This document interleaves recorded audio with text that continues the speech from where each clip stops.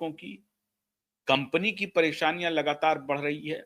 अब तो ये हालत है कि कंपनी में काम करने वाले कर्मचारी दाने दाने को मोहताज हो गए हैं और उसकी संख्या हजारों में है। कर्मचारी की मैं बात कर रहा हूं, बेहद परेशान है, बेहद। और वो लगातार इस कोशिश में थे कि किसी भी प्रकार से सुप्रीम कोर्ट इसमें दखल दे और जो निवेशकों को सुप्रीम कोर्ट पैसा लौटा रही है 5,000 करोड़ रुपया, उसमें से कुछ पैसे एम्प्लॉय के लिए भी निकल जाएं। 200-300 करोड़ रुपए की बात है। अगर 200-300 करोड़ रुपए उसमें से निकाल करके सहारा इंडिया परिवार के कर्मचारियों को कुछ भुगतान हो जाता, तो कुछ 100 करोड़ रुपए में सहारा के कर्मचारियों की जिंदगी बच जाती। लेकिन वो भी मामला लटक गया।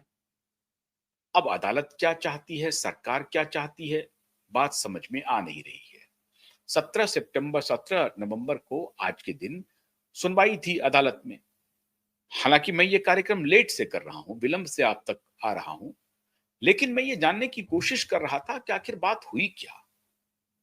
सरकार ने क्यों समय मांगा 4 सप्ताह का, और सरकार ने मांगा 4 सप्ताह का, अदालत ने उन्हें 6 सप्ताह का समय दे दिया। अजब हैरानी है। क्या संवेदनशीलता है अदालत की, किस प्रकार का यह निर्णय चल रहा है, किस प्रकार की तारीख चल रही है। तारीख ही नहीं है, समय ही नहीं है। लाखों करोड़ों निवेशकों की जिंदगी फंसी हुई है, हजारों कर्मचारियों की जिंदगी फंसी हुई है। एक बड़ी कंपनी पूरी तरह से तबाही के कगार पर बैठा है। अदालत तारीख पर तारीख दे रही है। सरकार ने 4 सप्ताह का वक्त मांग लिया। किस बात के लिए वक्त मांगा? सरकार को था रिप्लाई करना कि जो संपत्ति सहारा कह रही है कि हम अडानी को बेचना चाहते हैं, क्या वो संपत्ति सही है, बेचना चाहिए या नहीं बेचना चाहिए, मंशा क्या है सहारा की, ये क्यों बेचना चाह रहे हैं। इस सब के ऊपर एक डिटेल रिपोर्ट बताइए और ये बताइए कि जो संपत्ति ये बेचना चाह रहे हैं उसका टाइटल वगैरह का क्या स्थिति है। ये किसी और की तो संपत्ति नहीं है, किसी को दे रहे हैं, टोपी पहना रहे हैं। ये सब आप पता करके बताइए। और इसके लिए एक एमिकस क्वेरी शेखर नाफड़े साहब को भी अपॉइंट किया। सरकार ने कहा कि इसके लिए मुझे 4 सप्ताह का वक्त चाहिए। मतलब आज कहा अदालत में 4 सप्ताह का वक्त चाहिए। अच्छी बात है। अदालत ने उन्हें 6 सप्ताह का वक्त दे दिया। अब इस बीच में एक मामला बहुत महत्वपूर्ण आ गया। एमिकस क्यूरी शेखर नाफड़े जी ने कहा कि मेरे पास एनोनिमस मेल आ रहे हैं, अज्ञात लोगों के बहुत सारे मेल आ रहे हैं, पेपर आ रहे हैं, पत्र आ रहे हैं, और वो कह रहे हैं कि साहब ये सहारा की ये संपत्ति है, ये बिक गई, ये पैसा कहां गया पता कीजिए। अब मैं ये ढूंढने के लिए तैयार बैठा हूं कि ये जो 88 संपत्तियों की जो लिस्ट दी गई है, क्या उस संपत्ति में से कोई मेल है? नहीं, उसके बियॉन्ड है। तो ये किसकी संपत्ति है, ये कहां से आ रही है? क्या इस संपत्तियों का डेटा इस 88 संपत्ति में है या नहीं है? मैं उसकी तहकीकात में लगा हुआ हूं। तो मामला बहुत गंभीर है, बहुत झोल है इसमें। सहारा की संपत्तियों के आकलन में काफी झोल है और उस सारे झोल को हमको निपटाना पड़ेगा। हमको देखना पड़ेगा, सीरियसली देखना पड़ेगा कि जिस संपत्ति की लिस्ट सहारा इंडिया परिवार ने अदालत को दी है और अडानी को दी है और सरकार को दी है, वो 88 संपत्ति पूरी तरह से इंटैक्ट है, बेचने लायक है, उस पर किसी भी तरह की कोई आपत्ति नहीं है। और वो बेच करके सहारा इंडिया परिवार की मंशा है कि पैसा आए तो निवेशकों का दे दें, जिसका जो बकाया है हमको वो हम उसको वापस कर दें। तो 88 संपत्ति के अलावा जो उनके पास संपत्ति के विवरण आ रहे हैं कि फलाना संपत्ति सहारा इंडिया परिवार की है और उसको फलाना ने बेच लिया है और ये पैसा कहां गया है, इसका पता कीजिए। अब ये सबसे बड़ा बोन ऑफ कंटेंशन बन गया है मित्रों। यहीं से शुरू हो गई है शंका कि भाई संपत्ति कितनी है, कहां है। हर शहर में संपत्ति थी सहारा की। 217 शहरों में सहारा सिटी बनना था।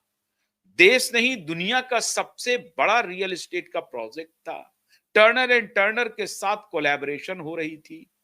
सबके सब ढाक के तीन पात हो गए। लेकिन 217 शहरों में, जिन शहरों में सहारा सिटी होम्स बनने थे, वो जमीनें तो होंगी, और जमीनें होंगी तो कोई 1 कट्ठा, 2 कट्ठा, 5 कट्ठा, 1 बीघा, 2 बीघा नहीं होगी, 10 एकड़, 5 एकड़ नहीं होगी, सैकड़ों एकड़ होगी। तो वो जमीन कहाँ है? वो जमीन के कागजात किधर हैं?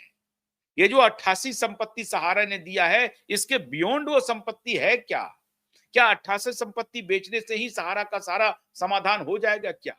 या 217 शहरों में जो सहारा सिटी होम्स बनने थे, 217 शहरों की जमीनें कहां गई? उसको आकाश निगल लिया या धरती खा गई? वो जमीनें गई कहां? क्या अभी शेखर नाफड़े साहब को जो डिटेल आ रहे हैं, फोन आ रहे हैं, पत्र आ रहे हैं, क्या ये उन्हीं संपत्ति के बारे में है, उन्हीं जमीनों के बारे में है, उन्हीं उन्हीं कागजातों के बारे में है कि साहब इस शहर की फलाना जमीन बिक गई? मध्य प्रदेश में 1000 करोड़ की जमीन कहा जा रहा है कि 50 करोड़ में, 100 करोड़ में बेच दी गई और इसको लेकर के वहां पर एफआईआर पड़ा हुआ है। झारखंड में कई जमीन बेचने के बारे में एफआईआर है। बिहार में कई जमीन बेचने के बारे में एफआईआर है कि चुपके चुपके से कहीं कहीं कहीं सहारा के ऑफिसरों ने मिलकर के, अधिकारियों ने मिलकर के जमीनें बेच दी और ये पैसा कहां गया है? उसी प्रकार से सहारा हॉस्पिटल जो बिका, वो पैसा कहां गया? अब सहारा स्टार होटल है, उसके बारे में भी कहा जा रहा है। खबर तो ये आ रही है कि सहारा स्टार होटल के नाम पर तो पैसे भी ले लिए गए हैं। हालांकि मैं इसे चंडू खाने की खबर मानता हूं, जब तक इसकी कोई सत्यापन ना हो। सहारा इंडिया परिवार का जो होटल है, सहारा स्टार होटल, जो मुंबई एयरपोर्ट के ठीक सामने में है, वो अभी भी सहारा इंडिया परिवार की संपत्ति है और उसी रूप में काम भी हो रही है। वो होटल सहारा इंडिया परिवार की है, वो संपत्ति किसी और की नहीं है। तो ये कहना कि सहारा इंडिया परिवार के होटल ने पहले ही अडानी से पैसा उठा लिया है, ये गलत है।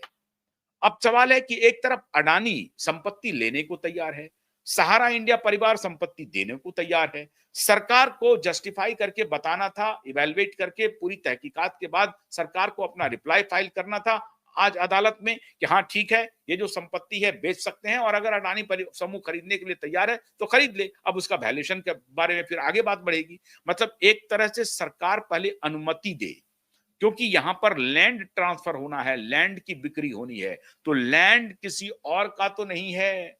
जो दावा किया जा रहा है सहारा की तरफ से, वो पुष्ट है या नहीं है, वो सत्य है या नहीं है, या वो अपुष्ट है? जमीन किसी और की है, राम मोहन जद्दू की है जमीन, और सहारा ने अपने नाम से कर लिया है और ये जमीन पकड़ा रही है अडानी को। तो इसके बारे में पता करके आप हमें बताइए। ये सरकार को रिप्लाई फाइल करना था। अब इसमें जो शेखर नाफड़े साहब हैं, वो कह रहे हैं कि मेरे पास एनोनिमस मेल भी आ गए। अब यहीं से मामला ये उलझ गया है मित्रों। ये बात सही है कि शेखर नाफड़े साहब के पास बहुत सारे मेल गए होंगे कि फलाने शहर में फलाना जमीन है, उसको किसी ने बेच दिया है। अब उसका सत्यापन करिए। अगर उन्होंने डिटेल भेजा है, उसका सत्यापन कीजिए। सत्यापन कहां से करेंगे? वो डिस्ट्रिक्ट एडमिनिस्ट्रेशन से करेंगे, रेवेन्यू रिकॉर्ड में जाएंगे कि वो जमीन किसकी थी, किसको बेचा गया। तो ये बहुत छोटा काम नहीं है, ये बड़ा काम है। लेकिन सवाल है कि इन कामों में उलझाने से अहित किसका हो रहा है? निवेशकों का, कंपनी का और कर्मचारी का, तीनों का। इसमें सहारा का स्टेक ही सबसे ऊपर लगा हुआ है। सहारा इंडिया परिवार का भी स्टेक लगा हुआ है, उनके कर्मचारी का भी है और उनके निवेशकों का भी है। और तो किसी का कुछ जा ही नहीं रहा, और तो लोग तारीख पर तारीख दिए जा रहे हैं, वकील पैसे बना रहे हैं, वकील एपियर हो करके अपना पैसे बनाने जा रहे हैं। कर्मचारियों ने अपील की थी कि हमें कुछ पैसा रिलीज कर दिया जाए, हमारा वेतन नहीं मिल रहा है। सुप्रीम कोर्ट ने कुछ नहीं सुना। उनको तो स्टर्न एक्शन लेना चाहिए था, फौरन एक्शन लेना चाहिए था कि भाई इन कर्मचारियों के पैसे तो देने पड़ेंगे, कहां से दिए जा सकते हैं। उन्होंने शायद ये अर्जी लगाई थी कि जो सहारा सेबी अकाउंट में पैसे हैं, जिससे कि 5,000 करोड़ रुपए निवेशकों के दिए गए हैं और 5,000 करोड़ रुपए और निर्गत किए गए हैं निवेशकों को देने के लिए, उन्हीं में से कुछ पैसे निकाल करके आप कुछ एम्प्लॉय को दीजिए। अब ये बहुत पेचीदा मामला है, पैसा किसी और का है, निवेशक का पैसा है, उसमें से वो कर्मचारी को कैसे देगा, और अगर देगा तो उसका आधार क्या होगा, और अगर आधार है तो फिर देना चाहिए या नहीं देना चाहिए। ये सब कोर्ट के विवेक पर है, क्योंकि कर्मचारी की जो लायबिलिटी है वो सहारा इंडिया परिवार कह रही है कि भाई हम जब फंस गए अदालती कार्रवाई में, इसलिए हम अपने